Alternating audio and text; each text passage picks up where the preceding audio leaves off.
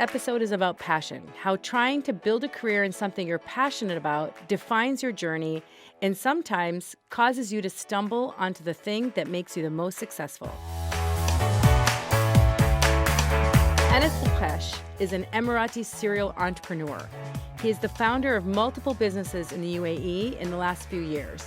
And much like everyone else, I followed him on social media and enjoyed what he was sharing. It wasn't until recently that I had an opportunity to work with him and found his story compelling. We also became really close friends. Anas's journey actually begins in the cold streets of Syracuse, New York, where he spent his early childhood. He completed his high school in Dubai and moved back to the U.S., Boston this time, for university. Went on a scholarship and studied something I really don't like at all, chemical engineering. Really? I didn't know that. And then I switched to mechanical because the scholarship, I had to do one. And I'm like, okay, mechanical seems a bit easier, so I'll do mechanical. Although both of them are really hard. They're really hard, but I was good in school. But my dream was football always. I wanted to be a footballer, so I played in the US. I played semi-pro. We weren't allowed to even go pro because then you can't be on a student visa. And then back here, 12 years of corporate, and I was also doing football on the side and started my own business. So it's 12 years of corporate that I kept changing and changing and changing every time I felt that I've given it all and I felt it's not for me. So I'm a trier. I will try and then I decide. Yeah, tasting. You need to taste different I'm that things guy. to see what works or make what fits for you. So you were a footballer. Is that why you have all these football jerseys all over your office? That's also because my network in football is very strong with footballers and so that's why they sign something and of course I love it. I love football. But yeah, football didn't go too far. 3 surgeries down the line and it was just too much. But my first startup was a football. Why did you stop or what happened there? The football I stopped because I think at the time, the UAE didn't have even a proper professional league. So it wasn't the best time to try to get into it. Nobody would get it. Arab families would be like, why are you even trying to play football? That's just for fun. There's nowhere to go, like Yeah, it was never on the cards. I was trying to push for it. But then, with 3 surgeries and I got married at the time and I was running away from the oil field because that's my first job was in an oil field. So I'd run away every day to go to the football club, literally in like a Corolla. I remember it was a very dark highway, very dangerous. You had all a dream. trucks. You just wanted to play football. Yeah. So, but I still play for fun. And the first business was about making the new generation more active and lead a more active lifestyle. So not only the new generation, but also people who want to play like corporate people, but they don't get the chance to. So to provide a place that they can play football. It's actually a big problem in the Middle East, obesity. It's huge. It's Yeah. one of the highest in the world. If I'm not mistaken, we have Kuwait, Saudi, and UAE are very high. And what did you feel working with the youth and like trying to inspire them to use sports to like overcome kind of health issues? I think it's children are children, and even adults are adults. We're all big children. And if you provide the right facility that is a really nice facility with good quality grass or football field, people will use it. It's just, are you giving them that option? Once you do, like it was fully booked. So you just have to facilitate. It's like taking a kid who's stuck to his iPad, but then taking him on a vacation, let's say in a forest. At one point, you'll see the curiosity is there. They want to try and touch and see, and They get interested. we're all curious creatures. So Anas founded the first influencer agency in the UAE with 2 of his brothers in 2014. The word influencer was barely a recognized word back then. To say that he was a pioneer in this field is an understatement. every business I started was organic. So with this one, it's an interesting story because you mentioned the football thing. So my network within footballers was strong. And then my network within influencers at the beginning, this is 2013, 14, was very strong. And then they would say, Anas, you're fluent in Arabic and English. Why don't we trust you? Why don't you help and you're one us? of us. You're from this city. Why don't you negotiate on our behalf or review the contract or? So I did a few, but then I'm like, okay, no more charity business. It's a huge gap. So why don't we be that mediator? And the name Bukhash Brothers is, which is the office we're in. It's a funny story because we had Maxwell, who's an American singer. He's a good, very dear friend. And he was here to perform. And then we finally get to the stage and everybody's there and he's supposed to start singing. And he goes, by the way, guys, the Bukhash brothers are here. Because it was 3 of us at the time. And then that's how the name stuck. So you see the logo, it's a B and 3. And it was before this negative stigma with the word influencer. Why do you think there's a negative stigma? Because there's a lot of shitty ones now that have no depth or no maybe integrity. There are really good ones and then there are really bad ones. I mean, is there ethics? Are you buying your followers? Are you buying your engagement? Or are you actually working hard to produce good content? Are you taking it seriously? Do you have a key message? There's a lot if you want to. And the word influencer is, used. It's like a few years ago, I think maybe 5 years ago in Dubai, the word media personality was trending. So anybody on Instagram who probably did 1-2 minute interview on a TV Became station, a media personality. and then the actual media personalities would be really offended. He'll be like, I've been in TV or radio for years and I studied it. And now who are you to put that title? So now the influencer word has become that. Who's actually the influencer? Who's not? Who's good? Who's bad? And so for us, we have a lot of criteria on who we work with and how we work. Like what kind of stuff do you have to Like one of the vet things, them? if the people we officially represent as exclusives, one of our criteria is if I switch off social media, they should stand for something. If I switch off Instagram and you're nobody, then I'm like, that's not great. Who are you? Are you a speaker? Are you a coach? Are you a comedian? Who are you? Are you a singer? So that's very important. Secondly, if they have to declare that they haven't bought. Well, of course, we do our own checks because that's fraud for me. And eventually people will be taken to court because they're stealing money from a government or non-government entity that's giving you money from their marketing budgets, and then you're promoting to bots. And then like you'll have policies about like taking down content after they post or things that they need to do to make sure that they actually believe in the brand that they're partnering with. It's not easy. It's not easy, but we do our homework. Of course, nothing is bulletproof or nothing is guaranteed, but we do our really strong homework because we believe if we get results, that's proof. That's where a client will stay with you. I can do a campaign for anybody, but then if it's not great or they didn't have any kind of ROI, they'll never come back. So that's my job. And I think for me too, I always think about like, how can you add value? What are you doing to add value to that brand? Like, what can that person do? They genuinely add value to the conversation you're trying to have. Do they help you reach a new audience? I know you spend a lot of time working with them. What are some of the like mistakes that some of the influencers have made? Putting competing brands is a very obvious one. And I saw it recently thank God it wasn't my campaign, but I saw it recently where they were promoting a very popular smartphone, but they're taking all the pictures, obviously, with the other competitor. And I'm like, that's retarded. I mean, at least for 3 months, stick to that one. That's paying you a lot of money. So that's a very obvious one. Another one is we started to have the multimedia in-house because we would have a great idea for a campaign, great talent, celebrity or influencer, but then a shitty video or picture. And I'm like, damn. Like we work so hard, and if the end product is not strong, you kind of lost everything. So we started to do it in-house 2 years ago. And then at least I control A to Z. Tell me a little bit about where you think it's going to go, like in the market. Like, what do you think are some of the key things that brands should be thinking about if they want to engage with an influencer? I saw a recent diagram by one of the agencies, and it was interesting. And it said, if you want brand exposure, you go for the 1 million plus. If you want, I think it's very cool. And then if you want influence, you go to the micro influencers. It's a very interesting diagram because you'd see micro-influencers are becoming now trendy. I think they're the niche. more important because they have smaller communities. They're actual real people. Yeah. They are passionate about their project or industry, whatever they're in. And they don't have a lot of followers. So they're actually doing it because they're passionate about it. I'm very much for that. And it's kind of like one of the ethos, I would say, that we have here is, let's say you're an author. And you say, Anas, I want to promote my book. I would rather get you a guy who's known to post about book reviews and probably has 500 followers. There are 500 that actually would be interested. Care about it. Then go to a guy who's wearing a shayla and dancing on his car every day.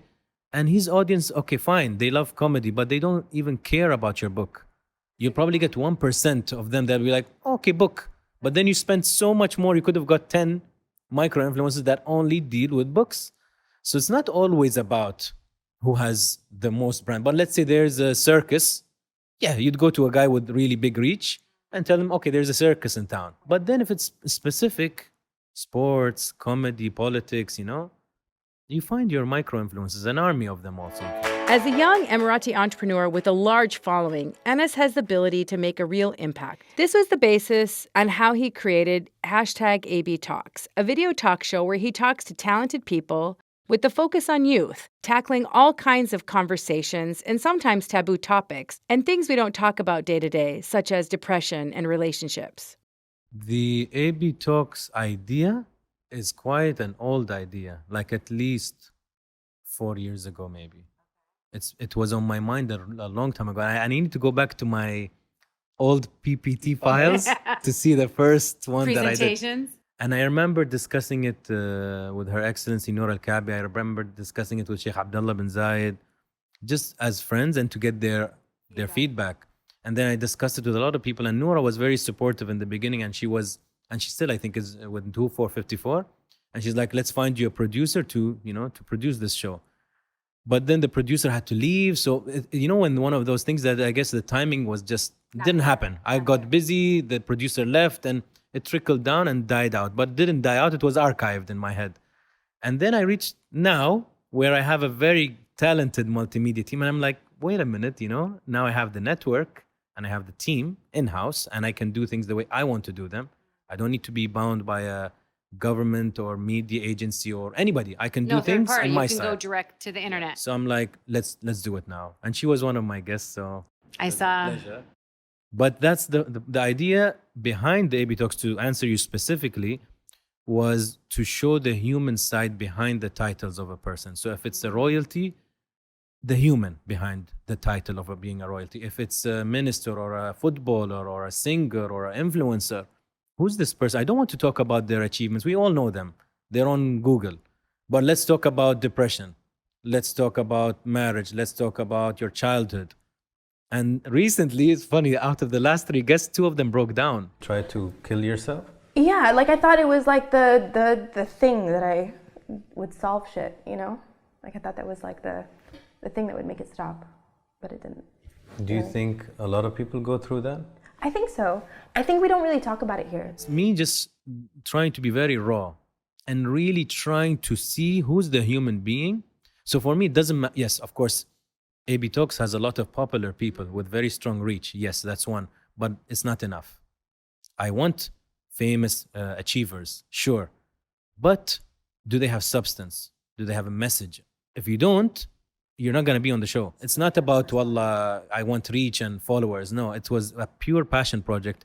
I remember in the beginning, even till now, we never switched on the ads on YouTube on purpose. We didn't accept any sponsor, although we were reached. Only recently we worked with Nike because they said, we'll bring you certain guests that we thought you're going to like. I'm like, listen, as long as I do it my way, and as long as I have to agree that these people have substance, absolutely. It's a great brand to work with, so why not? So we did a mini-series of AB Talks. It's like only a 3-episode mini-series, but it was nice that the show is being recognized for its merit, for its message. And Maha, I will not, inshallah, I will not allow it to be compromised, no matter who it is. How does it feel to be your own personal brand? Like you represent celebrities and influencers, and now you're sort of one yourself. A mini one, yeah, in my own domain. How do you approach it? I've always liked the spotlight, if I was honest. I like it. I enjoy being heard if I have something good to say and if I can affect. I remember doing lectures a lot. I used to do a lot of motivation lectures across the UAE. Like I would do 18 to 24 lectures a year. Every university in the UAE, literally. When people say, you're famous, I don't think I'm famous. I think I'm popular in my country and maybe a few little places, but I'm not a famous guy. You take me to Italy, nobody knows who the hell I am. Which sometimes maybe is a good thing. Like sometimes I look at celebrities and I'm like, they can't even go to the supermarket. Imagine I take that away from you. It's not that much fun then that you can't go to the barber or the supermarket or just loan, like something basic as that you can't do anymore. Of course, also there are levels of celebrities. So a lot of them come here that are quite famous, but nobody bothers them in the UAE. That's why they enjoy it here. Anas's show is now available as a podcast called #AB Talks.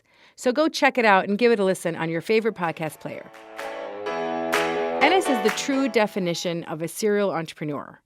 He first had his football startup, is now working on Bukhash Brothers and AB Talks, and recently launched a fashion brand. Oh, and I hear there's a hair salon coming too. Maha, wallah, I think I'm a serial entrepreneur. So Buka was like, okay, apparently my mother said in 2000 or 1999, which is like now ages ago. She goes, when you were in Boston, you said that one day I'm gonna open my fashion line. I don't even remember the story. She just reminded me this year. I'm like, really? She's like, you told me. I'm like, okay, great. So it's been archived. I have a lot of things that are archived, and then I They get that come out, folder out. yeah. Yeah.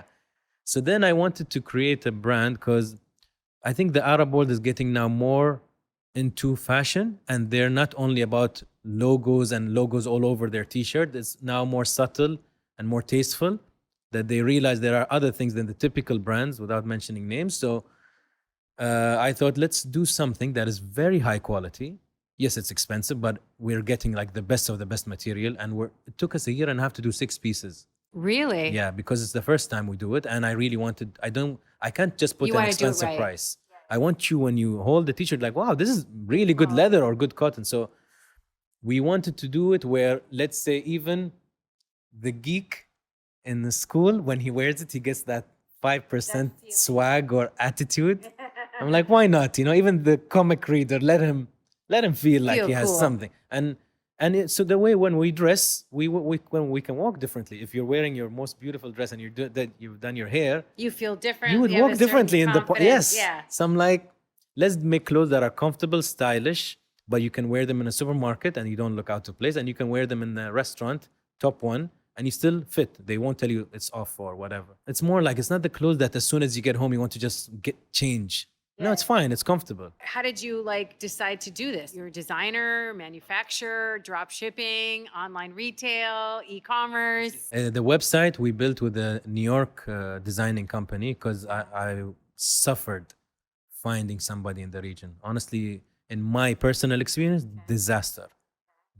Every web developer I worked with here. So I'm like, let's go outside. We worked on a really proper e-commerce. The website is really good, I have to say. It took a long time, I think a year. But that's our shop. Will we have retail? I don't know. But we might be featured in some of these department stores. Yeah.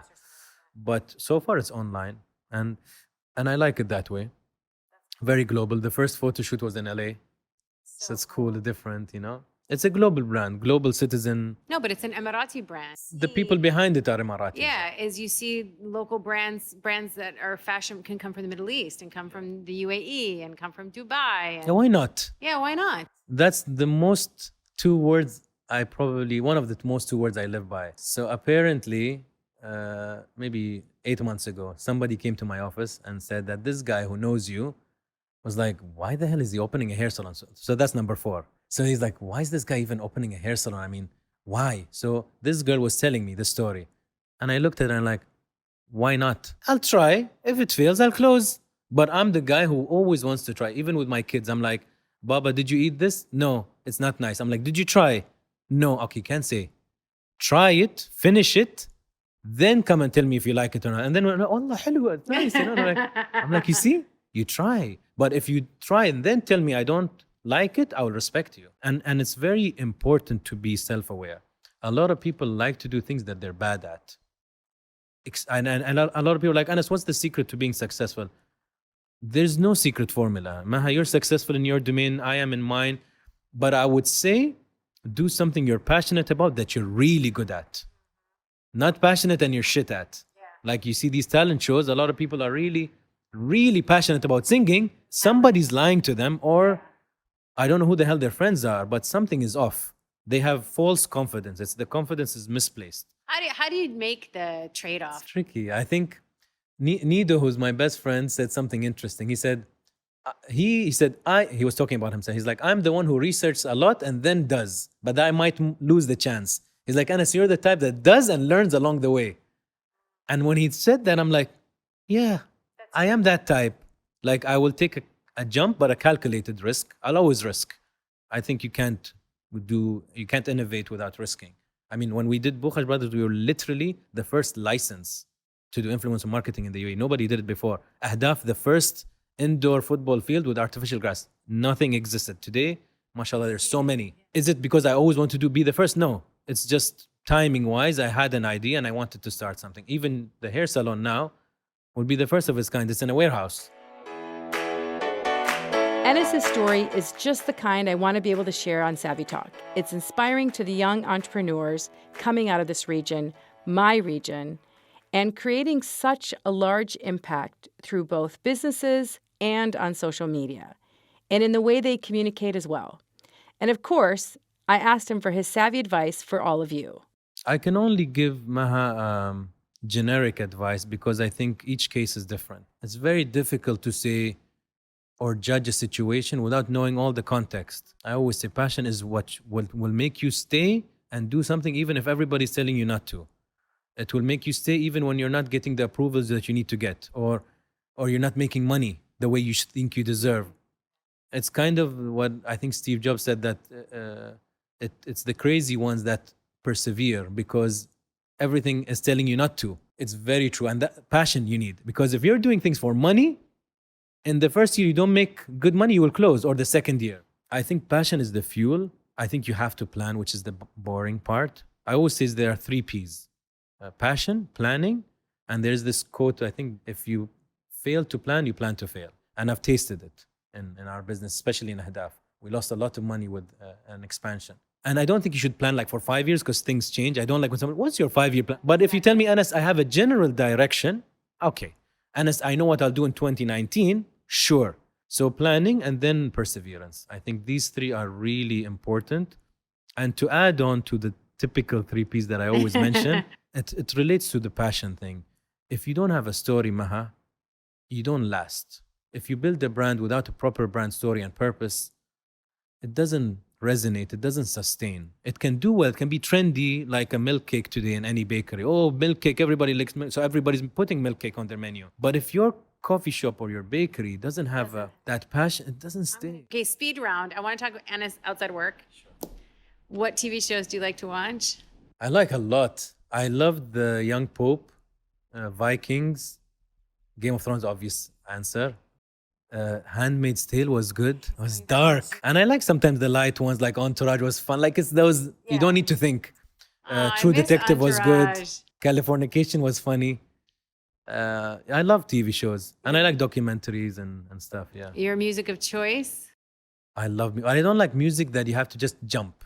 I don't like that, like ding, ding, like techno or house. I don't like that, no. I like things with rhythm. So I usually listen to, let's say, 60% more chilled vibes, but I like reggaeton, I like Afro beats, I like some French Caribbean music. That's cool. So things that you can move to, I like. Dream guest on AB? Recently, I was asked a lot about this on Insta Live, and there are many, Maha. One dream guest, who would it be? One? Maybe Sheikh Mohammed bin Rashid would be one. Very strong one. That'd be very interesting. Incredible. Because I do, I'm not saying this only as an Emirati. I think any human being has to, raise their hat, because to turn a desert into what Dubai is today and the UAE, it's if you asked my great grandfather, he would have never imagined this. There are also many names that I think would be interesting, from Michael Jordan to Denzel Washington to so many. And why they'll be interesting? Because I'll never ask the typical questions. You can follow Anas on Instagram at Anas Bukhash and find his show on YouTube and in all of your podcast players. Until next time.